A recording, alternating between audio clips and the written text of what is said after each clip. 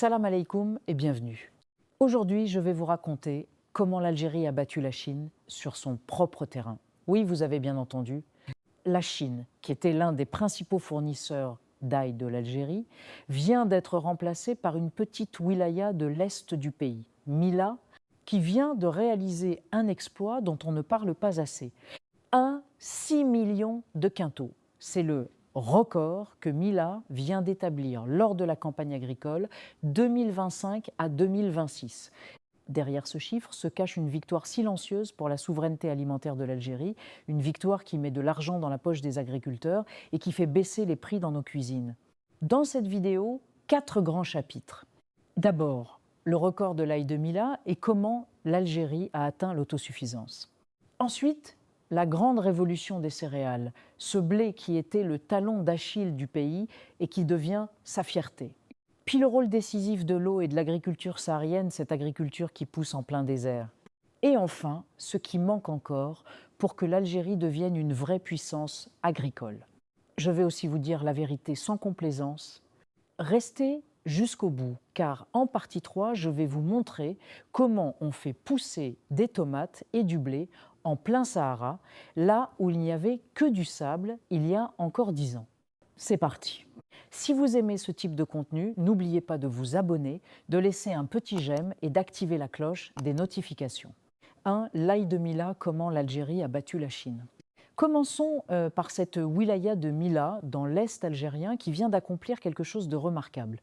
Au titre de la campagne agricole 2025-2026, la wilaya de Mila a réalisé une production de plus de 1,6 million de quintaux d'ail, récoltés sur environ 2887 hectares, essentiellement dans le sud de la wilaya, autour du périmètre d'irrigation de Télégma.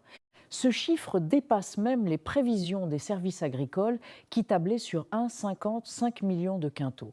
Quand une récolte dépasse les attentes des experts, c'est le signe d'une filière en pleine santé. Jusqu'en 2017, la majorité de l'ail consommé en Algérie venait de Chine. Un pays agricole comme le nôtre, qui importe son ail à des milliers de kilomètres, c'était presque une anomalie.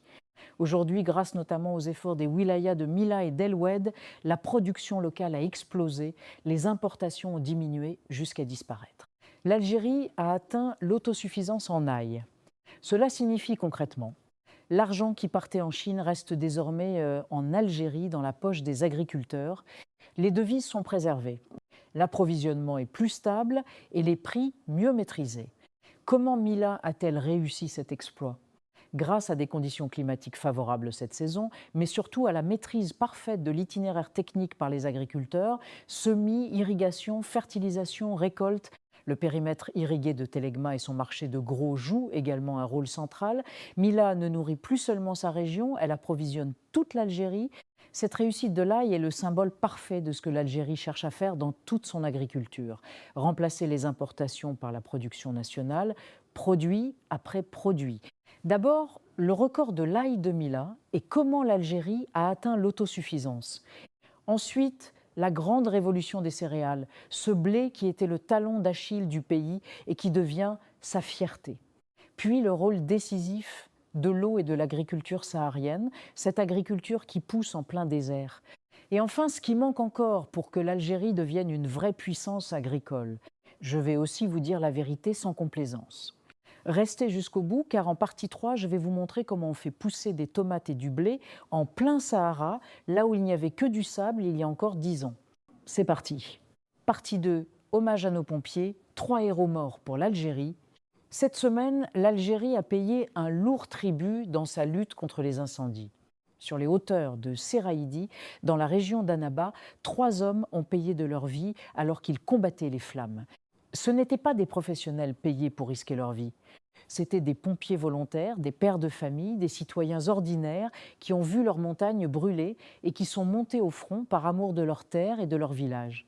À leurs familles, à leurs enfants, à leurs veuves, à leurs parents, mes condoléances les plus sincères et les plus émues.